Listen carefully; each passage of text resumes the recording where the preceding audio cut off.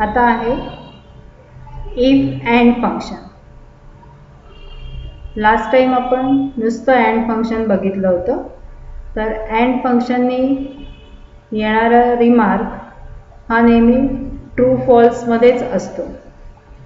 आता आपल्याला इथे ट्रू फॉल्स असा रिमार्क न येता आपल्याला वेगळा रिमार्क द्यायचा आहे, म्हणून आपण हे अँड फंक्शन इफ बरोबर यूज करणार.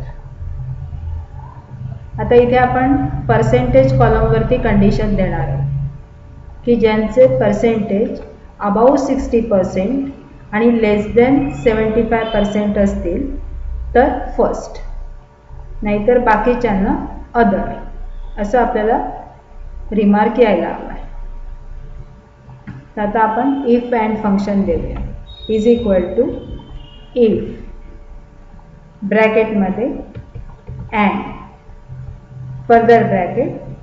आता कंडिशन देणार पर्सेंटेजच्या कॉलमवरती या सेलमधले percentage above 60% comma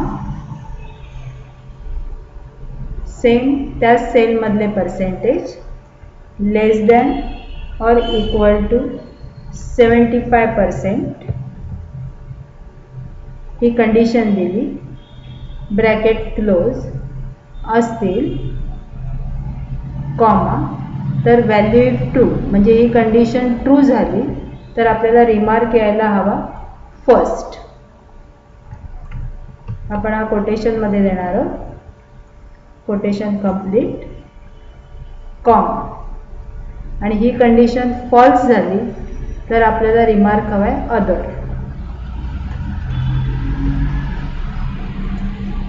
bracket close end. आता इथे फर्स्ट अदर म्हणून आलेले आहे, तर या सेलमधले पर्सेंटेज लेस दॅन 60% आहे म्हणून अदर आलेलं आहे. आता हा फॉर्म्युला आपण कॉपी करू.